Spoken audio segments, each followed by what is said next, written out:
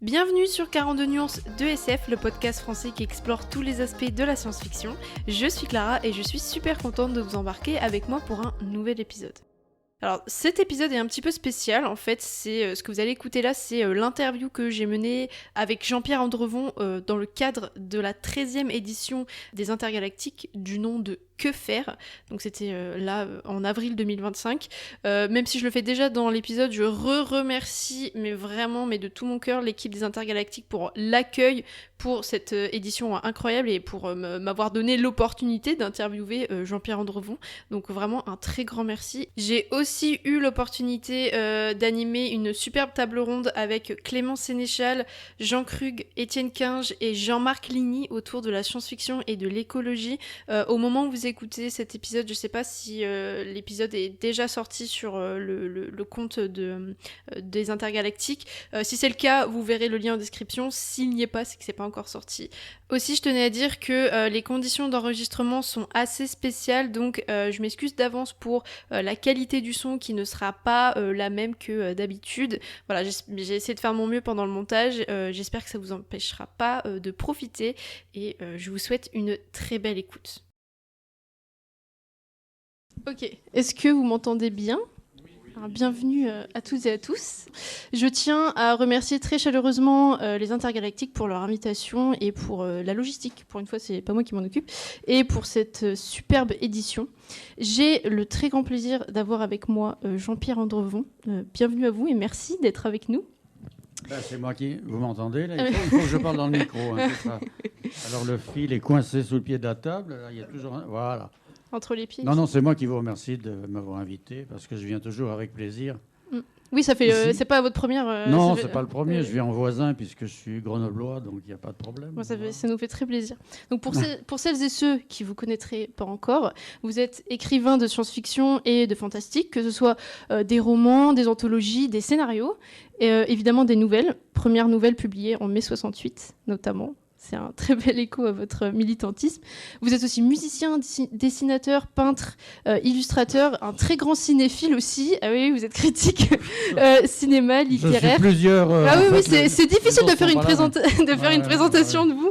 Je ne vais pas tout présenter, mais parmi tout ça, est-ce qu'il y a quelque chose que vous voulez qu'on retienne de vous spécifiquement ? Spécifiquement, c'est un peu difficile à dire. C'est plutôt le bonhomme dont j'espère qu'il aura laissé une petite trace à travers toutes ces actualités, quoi, toutes ces travaux, tous ces plaisirs, parce qu'avant de considérer que je fais un travail, je peux plutôt dire que c'est un plaisir pour moi, grand plaisir, parce qu'il y a peu de gens, j'imagine, qui peuvent faire de leur vie ce qu'ils ont envie de faire vraiment, quoi. Donc, à travers toutes ces activités, j'espère donner... Je ne dirais pas un message, parce qu'il ne faut pas dire message. Voilà. On n'aime pas bien entendre ça, je crois. Mais je suis avant tout un citoyen, en fait. Un citoyen qui est engagé, effectivement, dans la vie collective, dans la vie sociale. Et j'exprime cet engagement, comme tu viens de le dire, à travers mes écrits. Donc, mes écrits, effectivement, et puis les quelques autres activités, peinture ou dessin ou choses comme ça, quoi. Voilà, oui. J'espère, en tout cas, avoir été, et c'est ce qui est le plus important pour moi, avoir été fidèle à ce que je suis vraiment par rapport à ce que je pense, effectivement, de la société de manière générale, quoi. Voilà. C'est peut-être prétentieux ce que je dis là, j'en sais rien. Prenez-le comme vous voulez, mais voilà, exactement. Voilà. Je suis un type qui, par ailleurs, écrit, dessine et tout et tout. Ça a été très dur de choisir un axe justement de discussion avec vous parce que vous avez fait tellement de choses dans plein de domaines. Mais dans le cadre de ces intergalactiques-là, tout de même, j'aimerais qu'on revienne sur le parcours politique de la science-fiction française et qui de mieux que vous, puisque vous avez vécu l'âge d'or de la science-fiction française très engagé, très politisé. Vous avez vraiment porté cette politisation progressive du genre. Et aujourd'hui, j'aimerais vraiment qu'on revienne avec vous sur cette période de la science-fiction, mais évidemment on va parler d'aujourd'hui parce que cette SF politique et militante, je pense qu'on n'en a jamais eu autant besoin aujourd'hui. J'aimerais voir avec vous où est-ce qu'on en est aujourd'hui et surtout d'où on vient et comment la politisation de la SF a muté au fil des années et qu'est-ce qu'il en reste aujourd'hui. Mais juste avant, juste par curiosité, est-ce que vous pouvez nous parler de cette première nouvelle publiée en mai 68 quand même, parce que je trouve que c'est une sacrée anecdote. Oui, c'est une anecdote qui me fait bien plaisir et dont que j'ai toujours plaisir à rappeler. Il se trouve que c'est vrai que j'ai commencé à écrire des nouvelles. J'étais de toute façon, depuis mon plus jeune âge, un amateur de science-fiction. Hein. Le premier livre que j'ai lu, comme je le dis souvent, de science-fiction, c'est La guerre des mondes de Wells, hein, qui est quand même un classique. Et j'ai lu ça, j'étais très très jeune. J'avais moins de 10 ans, j'avais peut-être 7-8 ans. Ce qui était pourtant un livre, on peut dire, pas du tout pour la jeunesse, mais pour adultes. Et puis ça m'a lancé dans les lectures de science-fiction, parce qu'ensuite ont été éditées les 2 premières collections en France, hein, Le Rayon Fantastique, qui était publié chez Hachette et Gallimard en même temps, et puis Le Fleuve Noir, qui publiait essentiellement des auteurs français. Tout ça, c'était en 51. Donc j'étais encore bien jeune et j'ai commencé à en lire, ce qui m'a donné, évidemment, ce qui vous plaît, on a envie de le faire soi-même. Hein. Moi, ce n'était pas le foot, c'était plutôt la lecture de science-fiction. Et donc j'ai commencé à écrire, quand j'étais encore au collège, au lycée, des nouvelles qui étaient bien mauvaises au début, puis qui sont peu à peu améliorées, et que j'ai commencé à envoyer à la grande revue que vous connaissez tous, qui est Fiction, hein, qui existait entre 54 et 89, si ma mémoire ne fait pas défaut. Et j'ai mis très longtemps à être accepté. Preuve en était que ce que j'écrivais au départ n'était pas bon. Et puis, la première nouvelle qui a été acceptée par le rédacteur en chef de l'époque, Alain Doré-Mieux, elle est parue, plus exactement, dans le numéro de mai 68. Ça s'appelait La Réserve, hein, ce que je ne savais pas du tout.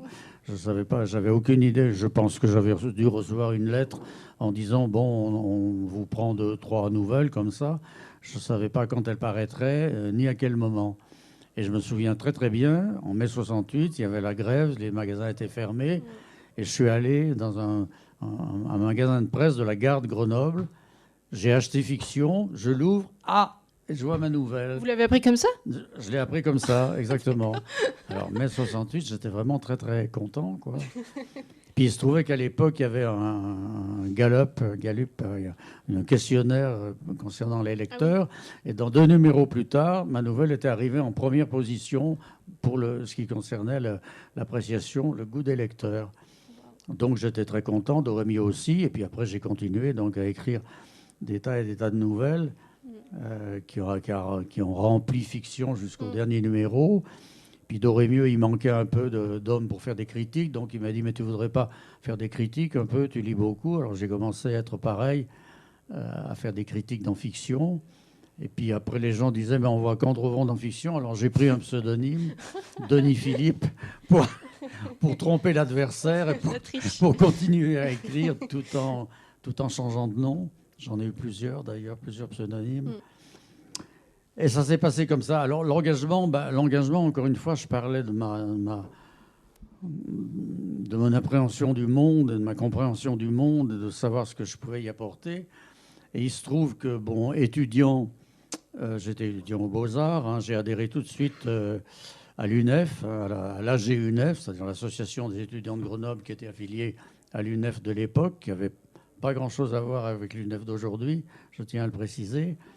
Et c'est là ce qui m'a formé politiquement, parce qu'on était quand même assez politique dans notre action. On ne faisait pas que de l'universitaire, mais c'était la grande époque de la guerre d'Algérie, donc effectivement, on était d'autant plus engagé là-dedans. Et tout ça m'a fait comprendre comment fonctionnait le monde, quelle place je pouvais y apporter. Et donc, ma formation en tant qu'être humain, en tant que citoyen, en tant que personne humaine, est allée en parallèle ou en même temps que mes écrits, où je mettais effectivement dans les récits que j'essayais d'être le plus intéressant possible, bien sûr. On a qui pour faire chier les gens. En principe, hein, il faut essayer en tout cas. Et j'y mettais beaucoup de mes convictions politiques sur l'anticapitalisme, l'anticolonialisme et tout ça. Évidemment, ça ne plaisait pas à beaucoup d'auteurs. Il y a beaucoup de lettres dont j'ai gardé quelques-unes qui arrivaient à Fiction et qui disaient « Mais Andrevon, mais il y en a marre, il parle politique, la science-fiction, c'est pas de la politique, etc. » Et puis, j'étais pas le seul. J'étais un des premiers, peut-être, mais beaucoup de gens ont suivi, tous les grands auteurs de l'époque, que ce soit Michel Jury ou Pierre Pelot, ou Dominique Doué ou Joël Vintrobert. On peut en citer plein. Jean-Pierre Hubert et quelques autres, et Pierre Christin, après, qui a fait du scénario. Ça a été la grande époque, post-68, oui, c'est ça, où la science-fiction s'est politisée ouais. contre l'avis de certains, dont cette espèce d'école qui n'en était pas une, mais qui regroupait certains auteurs du fleuve noir, hein, comme Richard Bessières ou Jimmy Guieux, qui étaient à l'époque nos ennemis. Il y a des injures qui volaient bas à l'époque, d'un côté ou de l'autre. Mais maintenant, on peut considérer ça avec un certain recul et un certain humour. Mais enfin, c'était la grande époque gauche-droite, quoi. Oui. Et puis voilà, puis ça a continué, je veux dire. Et puis après, il y a eu la science-fiction. Il y a eu effectivement une décrue entre les années 80 et 90. Et puis d'autres auteurs sont arrivés, comme Bordage ou des gens comme ça, ou Jean-Marc Ligny, qui est à côté, là, pas loin, vous le verrez demain. Et voilà, et puis maintenant, la science-fiction s'est tellement diversifiée que c'est difficile d'en faire un portrait univoque. Hein. La science-fiction s'est déportée, si je peux dire, vers la fantasy, ou la dark fantasy, ou la science fantasy, appelez ça comme vous voulez. Que moi, je ne lis pas et je n'écris pas non plus. Alors, je peux pas en parler vraiment de manière précise et intelligente. Je ne m'y hasarderai pas. Et puis, avec l'intelligence artificielle et les multivers, comme ça, il y a la science-fiction, c'est un peu, à mon avis, mais je me trompe parce que c'est vrai que j'en lis moins qu'avant, c'est un peu écarté des problèmes d'aujourd'hui, parce que on ne parle pas du futur, on parle du présent à qui on donne un petit coup de pouce, et puis ce coup de pouce fait que les futurs s'éparpillent à 10 ans d'écart, à 20 ans d'écart, à 50 ans d'écart, sans savoir si on dit juste, si on a raison, si on n'a pas raison, quoi. Donc voilà. Mais c'est tant mieux, je veux dire, chacun lit ce qu'il a envie de lire, chacun écrit ce qu'il a envie d'écrire, mais c'est vrai qu'il n'y a plus cette espèce d'enthousiasme, si je peux dire, qui allait encore une fois sur les insultes d'un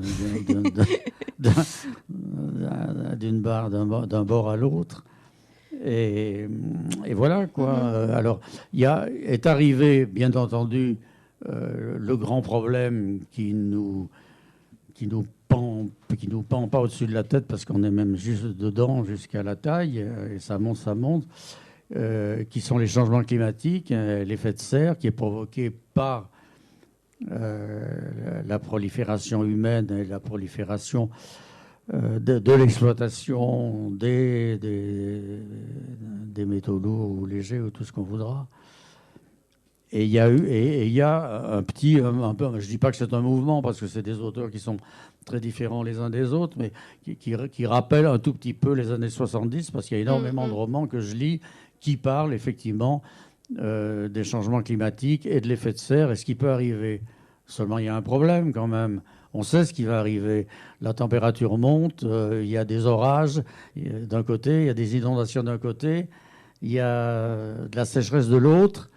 La population décroît. Alors, il reste toujours un petit groupe, ou un couple, ou une personne qui dit on va s'en sortir, qui marche dans le désert comme ça pour atteindre un point où il fait un peu meilleur, où il y a un petit lac, où il y a de l'eau. Et je veux dire, j'ai lu des dizaines, mais vraiment, des dizaines de romans qui sont sur ce sujet-là, sur ce thème-là. Alors moi, il y a 10 ans, il y a 15 ans, 20 ans, je disais mais il faut en parler, bordel. Et maintenant, je dis tout le monde en parle. Ah, non, ça suffit, quoi, parce que l'imagination est plus là, quoi, voilà. Critique que vous accepterez ou pas, hein. Vous en avez peut-être écrit certains, là, les gens qui partent pour arriver là où il fait meilleur. Mais bon, il faut, voilà, la science-fiction, ça doit être de l'imagination quand même. Oui. Mais on pourra y revenir. Donc en fait, comme vous le disiez, en effet, dans les années 70, il y avait cette science-fiction vraiment très engagée, où il y avait il me semble, parce que moi j'étais très loin d'être née, donc je peux dire des conneries, mais il y avait ce collectif vraiment d'écrivains très engagés, très militants. Et après, vers les années 80, il y a eu donc ce retrait un peu politique de la science-fiction, évidemment qui faisait écho à une certaine pensée néolibérale et capitaliste, où là la science-fiction s'est retrouvée un petit peu plus avec des thématiques introspectives, individualistes, plus dans l'évasion, etc. Et apparemment ça se ressentait aussi beaucoup dans l'édition, où en fait on cherchait moins à publier des textes engagés que du space opéra, notamment. C'est aussi là qu'il y a eu l'avènement, enfin pas l'avènement, mais une grande mode du space opéra. Il me semble qu'à cette époque il y avait aussi Hyperion de Dan Simmons, ou Simmons, je sais jamais comment on dit, Simmons, qui venait de sortir, et forcément voilà. Est-ce que vous l'avez vraiment ressenti aussi, vraiment dans le monde de l'édition, cette difficulté à publier des textes engagés? Je ne sais pas, c'est difficile à dire. Il y a le fait que les années 80 ont été des années, ou une décennie en tout cas, de reflux. Donc il y avait moins d'éditeurs, il y avait plus, fiction avait disparu. Oui, il y a eu une grande chute. Voilà, même si d'autres revues comme Bifrost ou comme Galaxy ont émergé peu à peu, il y avait moins d'endroits où on pouvait écrire, où on pouvait publier ce qu'on voulait publier. Et puis est arrivé effectivement là-dessus beaucoup de romans de fantasy qui venaient des États-Unis ou de l'Angleterre, qui ont peu à peu submergé le marché, si je peux dire. Et puis les nouveaux éditeurs qui sont arrivés ont été plus enclins à publier de la fantasy plutôt que de la science-fiction. Je ne dis pas de la science-fiction engagée, ça ne veut rien dire, mais plutôt de la science-fiction qui s'occupait de manière plus précise ou plus lucide du présent. Est-ce qu'on en voyait? Est-ce qu'on pouvait en supposer qu'il allait advenir, quoi, voilà. Et puis, encore une fois, maintenant, c'est tellement divers que c'est difficile de dire il existe ça, il existe plein de trucs. Et même si, encore une fois, l'appréhension ou la compréhension de ce qui est en train de se passer sur la planète a réussi à drainer un certain nombre d'auteurs, donc un certain nombre de bouquins qui ne sont pas toujours des best-sellers, malheureusement, c'est ce qu'on peut dire, quoi. Voilà. Je ne sais pas si j'ai vraiment répondu, mais c'est très difficile de donner une image globale parce qu'il n'y a pas de globalité, en fait. J'aimerais juste revenir. Vous avez dit que la science-fiction engagée, ça veut rien dire? Ça veut dire, je veux dire, chacun. Je pense que chaque auteur exprime ce qu'il est profondément, avec des nuances. Il peut exprimer quelque chose qui lui semble plus acceptable par ses supposés lecteurs.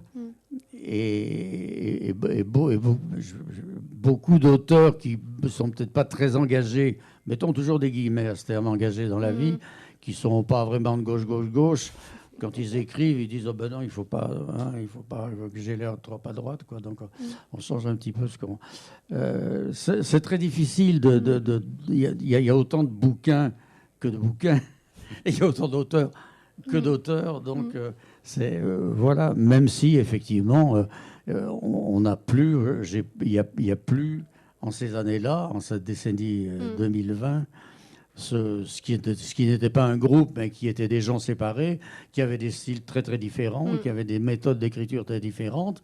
Mais quand on a en même temps, encore une fois, Dominique Douai, Michel Jury, Pierre Pelot, Joël Vintrebert et encore quelques autres, et Daniel Walter, dont la plupart sont morts, malheureusement, il faut bien dire ce qui est.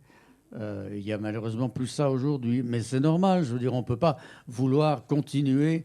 On dit toujours si c'était mieux avant. Mais non, c'était pas mieux avant, c'était autre chose, c'est tout. Et vouloir refaire, ou penser refaire, ou penser revivre ce qu'on a fait ou vécu avant, c'est pas une bonne solution, quoi. Il faut trouver chaque génération, chaque auteur, chaque décennie trouve son truc, quoi, voilà. Vous avez écrit une anthologie, un siècle de SF. Non, pas une anthologie. Vous avez écrit un siècle de SF pour retracer un siècle de science-fiction. Ouais. Et vous mentionnez un épisode dans la science-fiction française que je ne connaissais pas du tout. J'ai découvert, c'est le groupe Limite. Dans les années qui ont publié en 1986 leur manifeste Malgré le monde. Est-ce que vous pouvez nous en dire plus, parce que je sais que vous en parlez dans ce livre-là, et je connais pas du tout, et je me demande si je sais pas ce qu'il en est, mais est-ce qu'il faudrait peut-être pas aussi une sorte de mouvement comme... ça fait partie... Il faudrait peut-être expliquer ce que c'est aussi, ce groupe Limite. Non, mais je peux pas en dire grand-chose, parce qu'en fait, le groupe Limite, ça regrouperait certains auteurs qui se sont pensés écrire de manière différente, c'est-à-dire ne pas écrire de la science-fiction de manière dure, quoi, de manière trop scientifique, revenir à une littérature plus littéraires, je ne sais pas comment dire ça, ce qui était un faux problème, parce qu'on ne peut pas dire, si on prend les meilleurs auteurs de l'époque, on ne peut pas dire que Michel Jury n'écrivait pas de manière littéraire, par exemple. Et ce groupe limite, c'était quoi? C'était 7-8 personnes, qui ont tous disparu ou presque, hein, sauf Serge Brusselot, mais qui s'en est vite écarté. Et ils ont fait un seul bouquin, effectivement.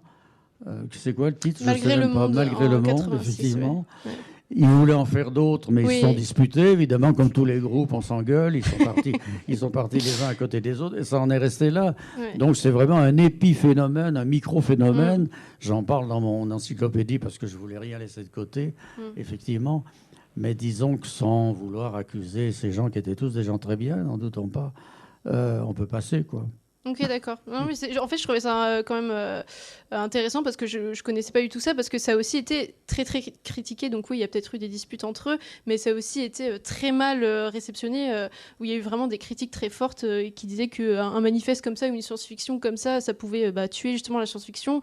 Et il y a eu des critiques en mode nous on veut pas ce genre de science-fiction, on préfère la science-fiction style space opéra, un peu évasive, etc. Et qui soit pas forcément ultra militante ou ultra qui dérange en fait, et du coup c'est pour ça que j'étais très curieuse de savoir. Oui, c'est un peu différent parce qu'en fait ce groupe limite, je connais certains de ses auteurs, d'autres que je connais pas du tout, que j'ai oubliés. C'était difficile de savoir ce qu'ils pensaient de manière du militantisme, si on veut. Encore une fois, j'aime pas employer ce terme. C'était difficile de savoir ce qu'ils voulaient faire, à part qu'ils voulaient faire une science-fiction autre. Mais autre que quoi? Je veux dire, encore une fois, la science-fiction et autres, si on considère chaque auteur les uns après les autres, quoi. J'ai employé le mot de groupe, mais en fait, c'était pas un groupe. C'était des gens qui idéologiquement pouvaient se rencontrer facilement, parce qu'encore une fois, on était tous dans l'anticapitalisme, dans l'antiracisme, dans l'anticolonialisme, etc., quoi. Mais chacun écrivait comme il voulait. Et chacun doit écrire, effectivement. Il ne faut pas vouloir dire qu'il n'y ait aucune tête qui dépasse, quoi. Bien entendu, un auteur, c'est un individu qui écrit ce qu'il veut, qui écrit comme il veut. Alors on peut le détester, on peut l'aimer, on peut le rejeter, on peut être d'accord avec lui. Mais peu importe, la pire des choses, pour moi, je dis ça non seulement en tant qu'auteur, mais je reviens aux citoyens, la pire des choses, c'est l'interdiction, c'est la censure. On ne doit pas censurer. N'importe qui peut écrire ce qu'il veut. Je veux dire, Hitler a écrit Mein Kampf, il l'a écrit, on n'est pas obligé d'être d'accord, mais il l'a écrit. Et voilà, et Céline a écrit ce qu'il a écrit, et voilà. Donc, chacun choisit l'essentiel, je trouve, mais pour n'importe quoi dans la vie, hein, pour tout ce qu'on fait, pour tout ce qu'on veut. Tu prends ta bagnole ou tu ne la prends pas, tu prends l'avion ou tu ne la prends pas, tu manges de la viande ou tu n'en manges pas. Chacun fait ce qu'il veut, chacun doit faire ce qu'il veut, et chacun peut juger, effectivement, si ce que l'autre fait est en accord avec ce qu'on pense. Voilà. C'est la philosophie très haute, hein, mais on fait ce qu'on peut. Vous l'avez du coup un petit peu mentionné, aujourd'hui maintenant il y a un peu ce retour de la science-fiction qui se reveut un petit peu plus engagée et militante. J'utilise que des mots que vous aimez pas, mais acceptons-le quand même. Allez. Non, mais ça peut être intéressant d'avoir... Oui, mais je veux dire, la science-fiction essaye de savoir ce qui va se passer demain. Demain, c'est demain, ou c'est après-demain, ou c'est dans 5 ans, ou dans 10 ans, dans 50 ans, dans 100 ans. Donc on est forcé de s'appuyer pour écrire ce qu'on pense, ce qu'on imagine qui peut se passer demain, ce qui se passe aujourd'hui. Aujourd'hui, la température monte. Il fait plus chaud aujourd'hui qu'il y a 10 ans. Il y a 10 ans, il faisait plus chaud qu'il y a 20 ans. Donc on peut dire qu'il va faire plus chaud dans 10 ans et encore plus chaud dans 20 ans. Donc si on veut faire de la science-fiction qui tienne le coup, eh ben, il faut y penser. Il faut intégrer tout ça. La surpopulation, c'est aussi quelque chose qui existe. Alors, apparemment, la population devrait se stabiliser aux alentours de 2100. Okay. Mais en 2100, on sera quand même 10 milliards, 11 milliards, 12 milliards, on ne sait pas. C'est déjà trop. Parce que 12 milliards d'individus, eh ben, ça fait des 12 milliards de gens qui consomment. Et les gens qui consomment, ils consomment des matières premières qui ne sont pas renouvelables parce que la Terre, elle ne grossit pas à mesure que la population grossit. Donc il faut penser à tout ça. Et quelqu'un qui se mêlerait d'écrire la science-fiction sans intégrer ce qui sont des évidences, il ferait mieux, comme disait Doré-Mieux, de cultiver des pommes de terre, au moins, ça le nourrirait, quoi. Voilà. Ok. Oui, c'est très intéressant parce que c'est-à-dire que là, si un auteur ou une autrice de SF veut écrire, en fait, il n'y a pas cette forme de censure, mais en fait, il est condamné à forcément intégrer la crise climatique ou les limites planétaires dans son scénario. Et je trouve que c'est pas une forme de censure, mais je trouve que du coup, la liberté créative est limitée en ce sens-là. Et en fait, quand vous parliez de censure tout à l'heure, c'était pas du tout dans ce cadre-là, mais je parle en réfléchissant, mais ça me fait penser à ça en me disant que ça peut être une forme où là-dessus, la créativité est vraiment entravée par ces crises qui se profilent. Et justement, en fait, il y a cet avènement du solarpunk, on va beaucoup en parler, on en parle énormément. Je ne sais pas si vous devez voir ce que c'est un petit peu. C'est un mouvement très récent de la science-fiction qui s'évertue à penser des futurs très désirables et utopistes et optimistes, positifs, etc. On dit que les gens ont besoin aujourd'hui de solarpunk, de futurs optimistes, etc., pour donner envie aussi de militer ou pour ces causes-là. Mais on pourrait peut-être aussi se dire, moi je pense que ça dépend énormément de à qui aussi on veut s'adresser.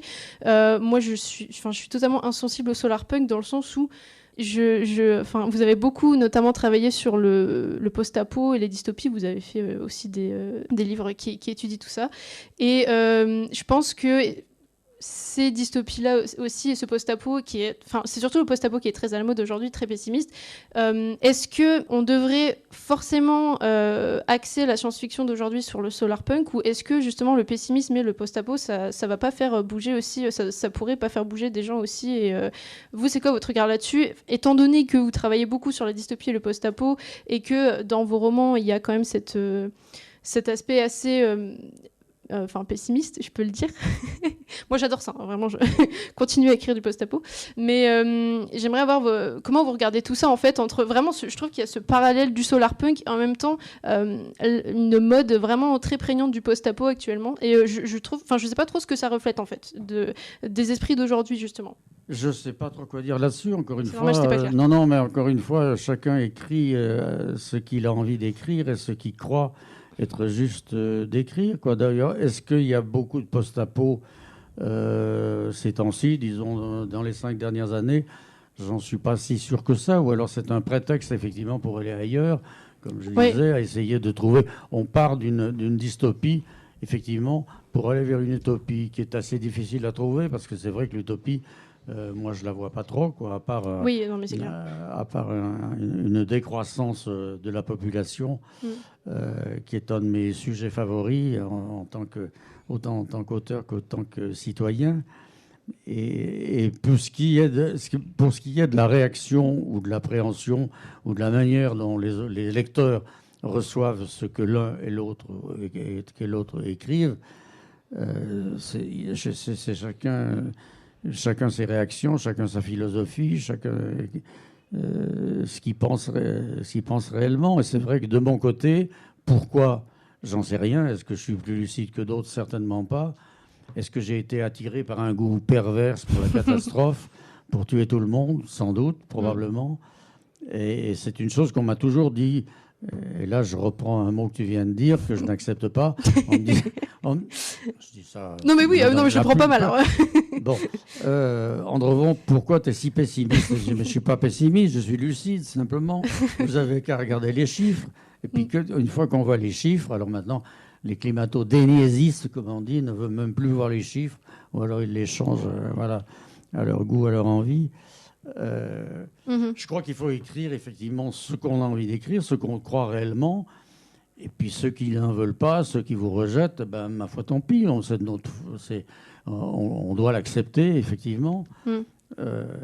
Mais encore une fois, beaucoup de choses sont apparues. On a parlé de l'effet de serre pour le moment, mais il y a l'intelligence artificielle qui est une mine, effectivement, de nouveaux récits, de nouvelles manières d'appréhender le futur. Hein. Qu'est-ce que ça va devenir, les robots, l'intelligence artificielle, tout ça.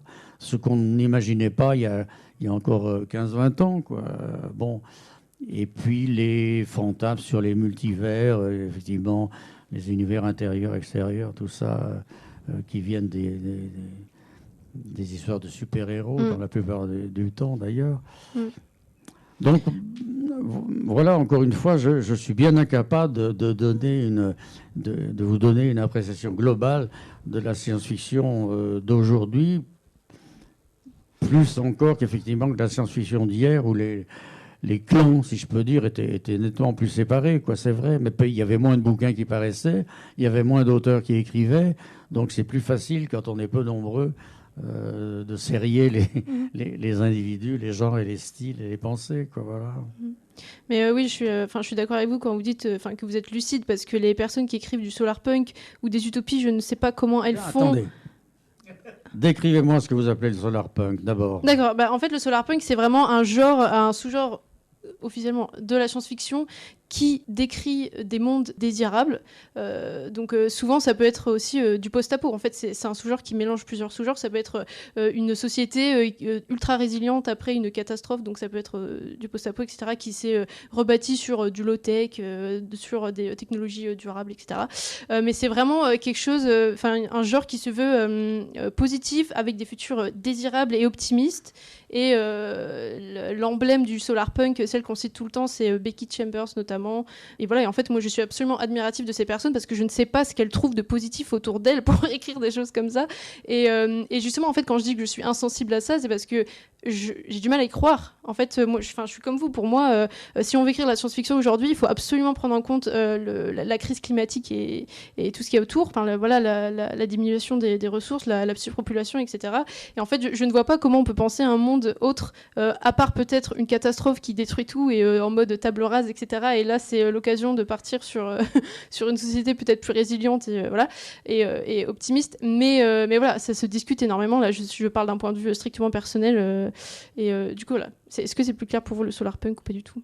Je sais pas, non, je crois pas, j'y arriverai pas, j'en sais. Oui, mais oui, c'est non, parce mais que oui. effectivement, aller vers un monde désirable, bien sûr, mais tout le monde en a envie de ça.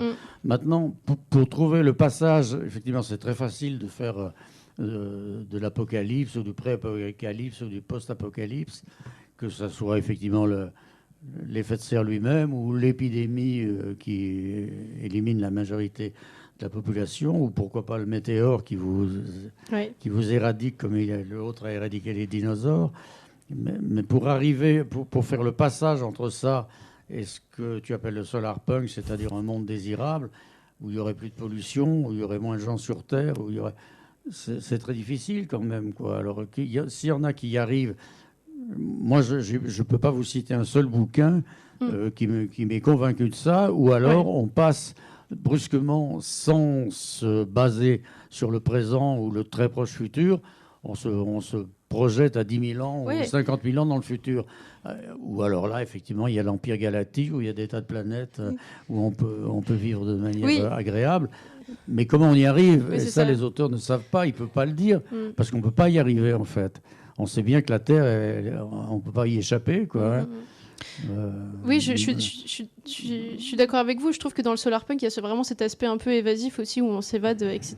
Je tape pas du tout sur le solarpunk. Mais je veux dire, là, je vais être contradictoire avec moi-même. Pourquoi pas ? Je veux dire, encore une fois, la science-fiction, si on se mêle d'écrire de la science-fiction, si on a envie d'en lire, il faut que l'imagination fonctionne, sinon c'est plus de la science-fiction, c'est pas la peine. Oui, alors donc, si des auteurs arrivent à vous convaincre du monde qu'il a créé et qui est pas parfait, parce que sinon il n'y aurait pas de livre, il n'y aurait pas d'aventure, il n'y aurait pas de livre. Il faut toujours qu'il y ait des crises pour qu'il y ait un bouquin, donc pour que l'action se perpétue et se complexifie, quoi. Là, encore une fois, pourquoi pas ? Et je pense qu'avec tout ce qu'on peut dire, j'imagine, sur l'intelligence artificielle, qui peut supplanter ou pas l'intelligence humaine, et les divers univers dans lesquels on peut entrer, les univers intérieurs, en passant par le trou de verre ou les trous noirs, ou tout ce que vous voulez. C'est de la science-fiction, quoi. Encore une fois, on parle ici de science-fiction, on ne parle pas de littérature générale. On n'est pas obligé d'écrire de la science-fiction si on n'est pas capable de faire une science-fiction qui apporte quelque chose. On peut écrire n'importe quoi d'autre et lire n'importe quoi d'autre. Effectivement, c'est très difficile, quoi. Et moi, je suis une personne, un auteur qui dit ce qu'il pense. Le prochain qui viendra à ma place, il dira peut-être autre chose, et tant mieux, je veux dire. C'est ça qui est important. Oui. Qu'il y ait une multiplication de points de vue différents, et de livres différents, et de styles différents, et de philosophies différentes. Sinon, on servirait à quoi, quoi si on écrivait tous la même chose. Quelle catastrophe. Non, mais c'est pour ça que je veux dire que voilà, il faut aussi du solarpunk, évidemment. Je ne sais pas si ça peut apporter... Bon, là, on parle vraiment très général, on n'apporte pas d'exemple, etc. Mais je ne sais pas si ça peut apporter tant de solutions que ça, parce que, en fait, ça fait des années que la SF, elle apporte des solutions. On en revient un peu à l'épisode avec Mana et Plasma, que je vous invite à écouter quand ça sortira, sur le technosolutionnisme. Et en fait, je veux dire, les solutions, ça fait des années qu'on les a et qu'on les connaît, et je pense pas que... En fait, je vois pas trop encore l'intérêt du solarpunk. Pour moi, c'est un peu ce dernier espoir de, je sais pas, trouver un moment de respirer dans ce quotidien totalement affreux. Et je comprends pourquoi il y a cet attrait, vraiment, cet avènement du solarpunk là. Mais moi, je préfère le post-apo, enfin les livres que vous écrivez, enfin vraiment en mode pas pessimiste du coup, mais lucide, parce que je m'y retrouve mieux, on va dire, et parce que c'est très cathartique aussi. Hein, on en revient juste à l'aspect, enfin voilà, divertissement, fiction, cathartique, voilà. Et j'aimerais revenir en fait hier dans la table ronde de lancement, on a commencé à chercher quelques réponses à la question que faire. Alors c'est une question très très large en fait. Déjà, que faire à quoi? Et en fait, il y a juste eu une première question, une première tentative de réponse, pardon, qui est que si on veut lutter contre la montée de l'extrême droite, le capitalisme qui est en train de détruire la biodiversité, etc. Qu'est-ce qu'on fait? Et une des propositions, c'était de lire et de comprendre déjà les gens qu'on a en face, et les personnes avec qui on n'est pas d'accord, et peut-être que ça manque énormément. Et vous, qu'est-ce que vous pensez de ça? Moi, je trouve que c'est une réponse assez très pertinente, dans le sens où moi je suis issue de la psychologie, et en effet si on veut comprendre ce que pensent les gens, les personnes avec qui on n'est pas d'accord, il faut comprendre pourquoi elles pensent comme ça, et quelles sont les raisons, etc. Vous, à votre avis, quelle est la place de la fiction là-dedans? La littérature, c'est pas grand-chose, hein. Il faut bien dire les choses qui sont.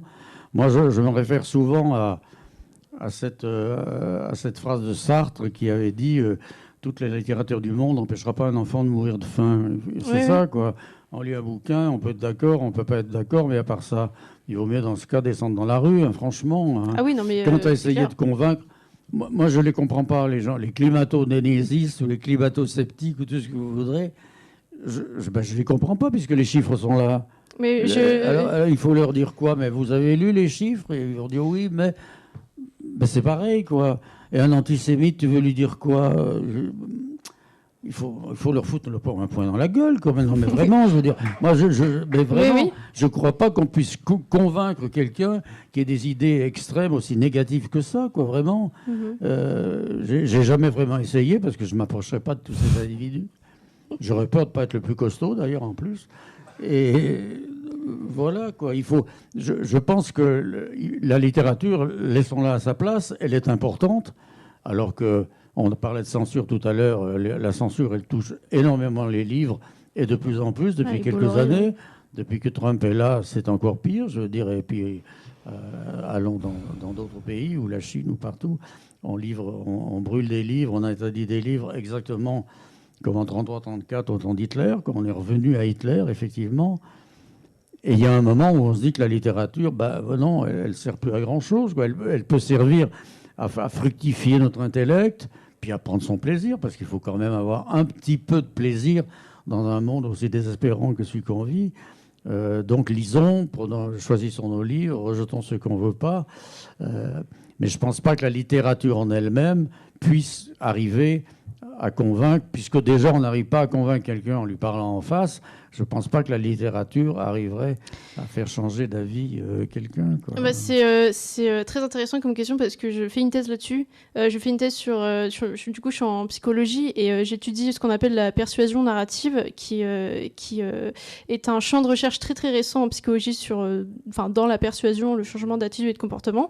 Et les résultats sont très encourageants. C'est-à-dire qu'en fait, on peut potentiellement faire changer d'avis au moins les gens, pas forcément les comportements, évidemment, ça demande beaucoup plus de temps. C'est pas en faisant lire une fiction climatique à un climato-sceptique qui va se mettre à soutenir les politiques environnementales, pardon. Mais en fait, les études en psychologie montrent que c'est potentiellement possible, que c'est très encourageant, et c'est pour ça qu'en fait je vous pose la question de je pense qu'il faut pas non plus sous-estimer, évidemment, moi je suis totalement d'accord avec vous, mais il faut pas non plus, je pense, sous-estimer la fiction quand le dialogue et la polarisation des débats est si forte actuellement.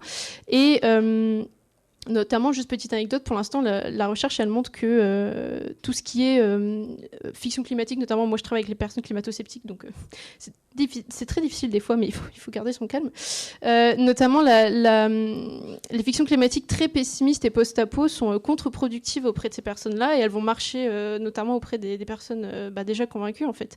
Et en fait, mais par contre, si on utilise par exemple des fictions qui ont un petit peu plus d'humour ou un petit peu plus réalistes, en fait, on peut, je pense, à travers la fiction, déjà leur prendre la main et leur faire vraiment les éveiller sur des questions. Et après, ce sont de potentiels alliés, en fait. Donc, c'est pour ça, en fait, que je vous posais la question. Évidemment que la fiction, ça ne suffit pas. Mais en tout cas, je tenais juste à dire que la science montre que peut-être continuer en tout cas, ne pas lâcher, ne pas sous-estimer la fiction là-dedans, que c'est une alliée très importante. Oui, voilà, non, c'était juste pour ajouter, parce que en fait, c'est des travaux très récents, et dans toutes ces questions-là, je pense que c'est intéressant que les gens en soient conscients. Je pense qu'on peut passer aux questions, parce que c'est une rencontre avec vous, donc pas qu'avec moi. Donc je ne sais pas si vous avez des questions. Oui, il y a une question. Ah, c'est Saïd. Cela semble fonctionner. Bonjour, oui. Et merci beaucoup pour cette rencontre que vous nous proposez. Je voulais vous demander, vous avez parlé de différents moments de l'écriture et de la publication de science-fiction. Je voulais vous demander si au fil des années, vous aviez perçu des changements dans la manière dont la science-fiction est éditée. Il y a eu on dit que ça fait comme ça, un espèce de zigzag là. Il y a eu la science-fiction a rené et a ressurgi effectivement au début des années 50, donc avec les deux principales collections dont j'ai parlé, puis s'est ajouté Présence du futur chez De Noël après en 54, et puis Fiction, Galaxie, tout ça, des revues. Puis elle a explosé véritablement, effectivement, dans les années 70 avec les auteurs que j'ai cités. Puis après, il y a eu un reflux. Mais alors, reflux qui est venu de quoi? Moi, j'en sais rien. Je suis incapable de le dire, hein. Il y a beaucoup de collections qui étaient importantes, comme chez Calman Levy, par exemple, qui ont cessé d'exister. Il y a eu cette espèce de plongeon comme ça, cette espèce d'affaissement.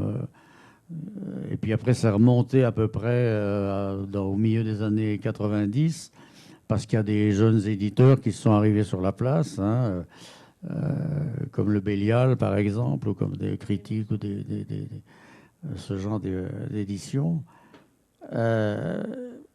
Maintenant, ça s'est démultiplié en un très très grand nombre de petits éditeurs. Quand je dis petits éditeurs, c'est nullement dépréciatif, mais c'est des éditeurs qui tirent à pas beaucoup d'exemplaires, mais qui peuvent réimprimer des livres s'ils sont demandés, etc. Il y a tout ce qui est distribué par les réseaux, par l'informatique, par tout ça. De plus en plus de livres où il y a l'édition informatique et l'édition papier. L'édition informatique qui, peu à peu, on arrive à surplanter l'édition papier. Donc c'est très difficile de se faire une image précise, et surtout d'en définir la cause vraiment, quoi. La seule cause que je vois principale qui concourt au déclin de la science-fiction, non seulement parce qu'on ne veut pas trop lire des post-apos, des trucs qui vous foutent le moral à zéro, c'est l'arrivée de la fantaisie, quoi. Je veux dire, tout ça. Hein. Les châteaux, les dragons, les sorcières, et puis les sorcières, les châteaux, les dragons, et les dragons, les sorcières et les châteaux. On voit plus que ça maintenant. Et alors là, ça vous pose pas de questions, ça vous pose pas de problème. Effectivement, c'est dans un nowhere, hein, exactement. On peut dire ce qu'on veut. Alors ceux qui aiment ça disent ah oui, mais tu sais, on parle quand même de la politique. Il y a quand même, on parle des seigneurs qui sont attaqués par le peuple. Ah, ouais, ben d'accord, ok, c'est facile. Voilà, quoi, je veux dire, c'est encore une fois, je ne veux pas décourager personne. Hein. C'est peut-être sans doute plus facile de faire publier un livre aujourd'hui qu'il y a 20 ou 30 ans. Seulement ton bouquin, il sera tiré à 500 exemplaires, pas à 5000 et encore moins à 50 000, quoi, voilà. Voilà, je vous ai découragé, mais bon, c'est comme ça. Oui, vous avez fait le... Alors bravo pour votre œuvre déjà, parce que c'est une véritable œuvre. Et je voulais parler un tout petit peu de cette édition Gandhar intégrale chez Mnemos, qui est magnifique, qui est irrésistible, littéralement. Bravo Mnemos, hop là, une petite balle gagnée. Tout à fait. Hein. Ouais, vraiment. Et je ne savais pas qu'il y avait autant de... Je suis ignare sur le truc. Moi, j'étais resté sur le Gandhar, le dessin animé. Est-ce que vous pourriez nous en parler un petit peu? Parce qu'il y a des belles éditions. Je vous recommande les belles éditions qui sont sorties de Gandhar, le dessin animé, l'adaptation. Est-ce que vous pourriez nous en parler un petit peu? Bah, ça s'est fait un peu à l'insu de mon plein gré, quoi. Je veux dire, Les Hommes Machines contre Gandhar, c'est mon premier roman que j'ai publié. C'est pas le tout premier que j'ai écrit, mais c'est le premier que j'ai publié, qui était au départ, je voulais en faire une bande dessinée, en fait. Alors j'avais fait une dizaine de planches comme ça, très colorées, mais c'était au milieu des années 60 et ça ne se publiait pas, quoi. J'ai essayé de les faire publier chez Losfeld, notamment, qui n'en a pas voulu. Je me suis dit, merde, je tiens un bon sujet quand même, malgré tout, avec cette planète comme ça qui est envahie par des robots, etc., qui viennent du futur, de son futur. Donc j'ai envoyé mon manuscrit au Fleuve Noir, qui n'en a pas voulu. Alors après, je suis allé chez De Noël, qui a enfin accepté et qui l'a publié. Et puis, très longtemps après, très longtemps, non, pas très longtemps après, mais disons une petite dizaine d'années après, j'ai reçu un coup de téléphone de René Laloux qui me dit, mais écoutez, j'ai lu votre bouquin, Les Hommes Machines contre Gandhar, je viens de finir un autre roman d'après Stéphane Vull, qui était La planète sauvage, dont Topor a fait les dessins, mais j'aimerais bien en faire un autre dessin animé. Est-ce que vous seriez d'accord? Est-ce que je serais d'accord? Bah tiens, évidemment. Donc ça s'est fait comme ça, je veux dire, tout simplement, parce que à l'époque, hein, dans les années 70, René Laloux était le seul à pouvoir produire des dessins animés de long métrage. Alors ensuite, il en a fait un autre, d'après un autre roman de Stéphane Vull, tiré de L'Orphelin de Perdide, qui était d'abord pour la télé, mais finalement il est sorti sur le grand écran. Et puis en troisième position, si je peux dire, il a fait Gandhar, qui a été très long, hein, parce que ça, là je vous parle des années 74-75 et le film est sorti en 87. Hein. Donc il a essayé de le faire dans ses studios à Angers, puis ça n'a pas marché. Il a essayé de le monter au Québec, ça n'a pas marché. Puis il est arrivé en Corée du Nord. Alors, Corée du Nord, évidemment, ça paraît un peu bizarre, mais pas vraiment, parce que il se trouvait qu'à l'époque, dans les années 80, la Corée du Nord produisait beaucoup de films d'animation, de longs métrages, qui ne nous parvenaient pas, bien entendu, mais c'était là où le maître, si vous voulez, d'animation était le moins cher sur toute la planète. Alors Laloux s'y est précipité. Il avait des petits contacts quand même. Hein. Il était communiste, Laloux, alors ça allait. Donc le film s'est fait là-bas, et puis malheureusement Laloux n'a pas pu en faire un autre, il était fatigué, il avait un quatrième sujet qui était sur les rails, mais ça n'a pas marché, il l'a donné à son assistant. Et voilà, ça s'est passé comme ça, et puis depuis c'est un film effectivement qui reste, parce que les images qui ont été faites par Casa, disons-le, le film lui doit beaucoup, qui circule beaucoup, qui a eu plus de succès d'ailleurs au Japon et aux États-Unis qu'en France. Ici, on le trouve à la télé très facilement. Et il se trouve qu'aux États-Unis, le doublage en américain, en anglais d'Amérique, il a été fait devinez par qui? Par Isaac Asimov, ce qui est quand même pas mal. Hein. Et j'ai lu une fois dans je ne sais plus où, Gandhar, d'après un roman d'Isaac Asimov. J'étais très content quand même, quoi, malgré tout. Voilà. Et puis par la suite, une fois que le film a été fait, je me suis dit, bah oui, je tiens quand même un sujet intéressant, surtout un décor intéressant, avec cette planète très malléable où il peut se passer n'importe quoi. Et puis un héros, le chevalier Sylvain Lanvert, là, qui me plaisait bien. Je verrais bien Brad Pitt comme ça dans le rôle. Mais alors j'en ai fait d'autres, et puis de manière très dispersée, quoi, parce que c'était pas de l'Andrevon, post-apo, tout ça. C'était un peu plus léger quand même, malgré tout. Et puis quand un éditeur, la Mnemos, a dit qu'il était très intéressé par faire une intégrale, je me suis dit, ah bon, mais une intégrale, oui, d'accord. Mais il manque quand même un début, quoi. Le tout début, comment s'est constitué le royaume de Gandhar, grâce à la personne qui s'appelle la reine de Gandhar, qui a donné le titre à l'ultime roman, un inédit, qui a contribué à donner encore un peu plus de poids, si on peut dire, à cette intégrale dont, mettons l'auteur de côté, je suis évidemment très content parce que c'est un boulot éditorial qui est magnifique, quoi. Voilà. Je ne sais pas si j'ai tout dit, mais presque, j'imagine. Donc, bonjour à vous. Merci, merci Clara, merci Jean-Pierre, merci le public, même si je ne connais pas vos prénoms, désolé. Ma question est la suivante. Vous avez pas mal parlé du fait que les écrivains écrivaient ce qu'ils voulaient, puis qu'il fallait qu'on les laisse faire, ce qui se respecte tout à fait. Voilà, donc ma question c'est, est-ce que de manière volontaire, vous allez lire des livres que vous savez que ça ne va pas vous plaire du tout. Donc que ce soit sur le style, comme vous en avez parlé tout à l'heure, avec des chevaliers qui se font attaquer, ce genre de choses qui pourraient être un peu trop clichés pour vous.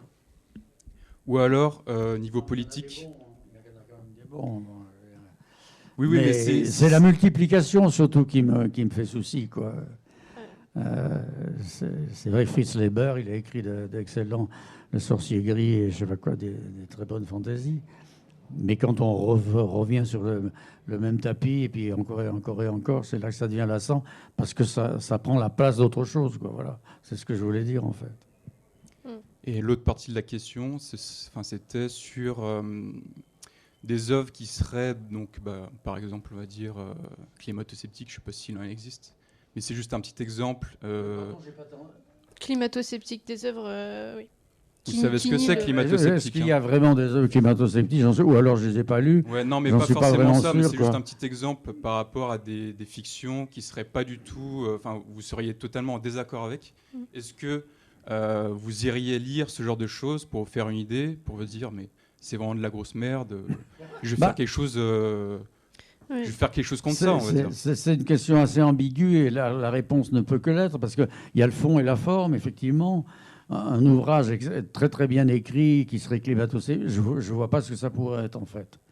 Mais bon, pourquoi pas, je le lirai, je veux dire. Et s'il est mal écrit, un bouquin mal écrit sur la post-apo, comme je disais, le couple qui marche comme à 300 km pour arriver au lac où il ferait bon vivre, c'est pas la peine, quoi. Mais je pense quand même, malgré tout, que les écrivains de science-fiction, c'est pas n'importe qui. Attention à ce que je veux dire. Je veux dire qu'ils s'informent quand même. Un écrivain de science-fiction, il doit avoir un minimum de culture à la fois scientifique et puis d'intérêt sociologique, politique, mondialiste, etc. Donc, en principe, il sait ce qu'il dit, quoi. C'est pour ça qu'un ouvrage qui serait vraiment climato-sceptique, je ne vois pas ce que l'auteur pourrait dire là-dessus. Et en plus, il ne serait pas édité. Parce que les éditeurs ne sont pas cons quand même, quoi. Sauf ceux qui éditent Bardella, bien sûr. Oui, c'est pour ça, genre. Merci. Je ne sais pas si j'ai répondu, mais bon. Non, c'était parfait. Non, mais c'est pas parfait, parce qu'il y a des bouquins. Un des derniers bouquins de Kim Stanley Robinson qui s'appelle... Le ministère du futur. Le ministère du futur. Tout le monde a dit, mais c'est formidable. Oh là là, quel bouquin. Ah, je rejoins. C'est chiant comme tout, parce que... Vraiment, aujourd'hui, oh là là, le je vais me livre faire se assassiner fait... par les fans de Kim Stanley Robinson. Il a fait un roman qui est à la fois un essai qui se base sur une petite intrigue de rien du tout, et il dit des trucs absurdes. Il dit « Ah, mais heureusement, dans le futur, la Russie va sur le bon chemin. » Et c'est tout comme ça. C'est un piège de vouloir écrire sur un futur très très proche, parce qu'on est absolument, surtout en ce moment où les choses vont à une vitesse absolument effarante, hein, il faut faire gaffe, quoi, c'est tout. Mais bref. Et je tiens à rajouter aussi, Kim Stanley Robinson, c'est une personne qui se documente énormément, apparemment. Je pense que, on le dirait pas. Non, mais et justement, je suis d'accord avec vous. J'aimerais rebondir parce que notamment, il propose une solution qui est pour freiner la fonte des glaciers, c'est pomper l'eau et machin. Et en fait, ça a été vraiment proposé par une vraie start-up. Je ne sais plus le nom. C'est une catastrophe. C'est-à-dire qu'il faut absolument pas que ça arrive en fait. Voilà, et moi, quand j'ai vu ça, oui, voilà. Et quand j'ai vu ça, c'est de Elon Musk, ça, je veux dire, mais c'est bon. C'est assez bizarre, quoi. La preuve, c'est qu'on ne sait pas faire pour le moment. Pour stopper l'élévation de la température, il faut moins consommer. C'est tout. C'est pas au-dessus qu'il faut aller, c'est en dessous, quoi. C'est la décroissance. Et quand on parle de décroissance, tu as 9 personnes sur 10 qui te... Bref. Non, mais complètement. Oui, moi, déjà, merci beaucoup pour cette conversation. C'était super intéressant à tous les deux, merci. Et la question que je voulais poser, c'était... peut-être ce sera déplacé, parce que chacun a un rapport à la création qui est particulier, et ça peut être très intime, mais moi, j'aurais aimé savoir quel était votre rapport à ça, parce que plutôt, si j'ai bien compris, hein, vous me corrigez si je me trompe, mais vous aviez l'air quand même de dire que vous n'écriviez pas forcément pour faire changer des gens d'avis, et vous évoquiez le plaisir de la création. Et donc voilà, j'aurais voulu, si vous voulez bien, que vous... peut-être détailler un petit peu cet aspect-là, voilà, quel rapport vous avez avec le processus créatif. C'est difficile à dire. D'abord, c'est le plaisir et c'est le... Alors, pourquoi je fais ce que je fais? Pourquoi c'est vrai, je ne suis pas un écrivain de science-fiction. J'écris des tas de choses et je fais des tas de choses à côté. Bon. Pourquoi je le fais? Parce que j'ai envie, parce que ça me fait plaisir. Je fais du dessin parce que j'adore le dessin, de toute façon. J'adore voir des beaux dessins. J'ai réalisé quelques courts-métrages parce que je suis un cinéphile, j'adore le cinéma. Je veux dire, je fais ce que j'ai envie de faire et il se trouve que ce que j'ai envie de faire, je suis capable de le faire. Prenez ça comme de la prétention si vous voulez. Je le fais, je suis fait. Je me mets devant mon ordinateur, je tape des textes, c'est plutôt bien écrit, quoi. Bon, je prends mon pinceau, je fais une toile, elles ne sont pas dégueulasses, j'espère. Donc, je ne peux pas vous donner de preuves, alors je dis ce que je veux. Donc voilà, quoi. Et j'essaye pas de dire je vais changer le monde ou je vais changer les lecteurs, je crois pas. Il y a des gens, comme je disais tout à l'heure, qui m'ont refusé carrément en disant mais tu nous emmerdes, t'es trop pessimiste, etc., etc., quoi. Et puis les autres à qui je corresponds à la fois par mon style d'écriture qu'on peut aussi, qui est quand même assez brut quand même des fois, qu'on peut refuser ou accepter ou pas. Ça se passe comme ça. En fait, je me dis pas j'ai aucun plan de carrière, alors surtout pas, j'ai aucun plan de vie non plus. J'ai depuis tout gosse, quand j'étais au collège et même à l'école primaire, puis au collège, au lycée, je dessinais énormément. J'allais voir des films, là, voilà, beaucoup, le plus possible. Puis je faisais des grands dessins, je mémorisais une séquence qui m'avait particulièrement plu pour un western ou pour un film historique, un film de KPDP. Puis je faisais des grands dessins en couleur, comme ça, je les ai toujours. Hein. Je ne peux pas vous les montrer, dommage. Et donc je me suis toujours laissé aller dans la direction où j'avais envie d'aller. Et il se trouve que j'ai réussi à le faire, quoi, voilà, tout simplement. Alors qui n'est pas toujours tombé dans la même oreille ou dans la même escarcelle, je ne sais pas, j'ai eu beaucoup, comme certains ou certains d'entre vous, des romans ou des nouvelles refusées, bien entendu, ou des expositions refusées, etc. Mais en tout cas, sans vouloir essayer de changer quoi que ce soit pour qui que ce soit, j'ai continué ma route, et ma route, c'est ça. C'est me lever, me mettre devant mon ordinateur ou me mettre devant une feuille de A4 et faire un dessin, voilà, ou prendre la caméra quand j'ai l'occasion et de faire un petit film. Voilà, c'est ma vie, tout simplement. l'avis de M. Andrevon. On peut l'applaudir.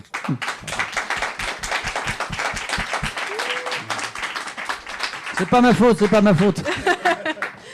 On va s'arrêter là. Merci beaucoup, en tout cas, pour vos questions. Merci, Jean-Pierre Andrevon. On peut Je vous vous... remercie tous d'avoir eu la patience de m'écouter, dire peut-être des bêtises. Mais critiquer Kim ce Stanley sera- Robinson. On peut vous retrouver au Salon du Livre encore cet après-midi ou un petit moment. Voilà. Ok. Voilà. Bah, merci beaucoup. Ah, bah, c'est important. Merci beaucoup. Cette interview est terminée, j'espère qu'elle vous aura plu. Encore un grand merci aux Intergalactiques, un grand merci à Jean-Pierre Andrevon, et je tiens juste à ajouter Kim Stanley Robinson, vraiment sans rancune. Hein. Bref, prenez soin de vous, et on se dit à très vite pour le prochain épisode.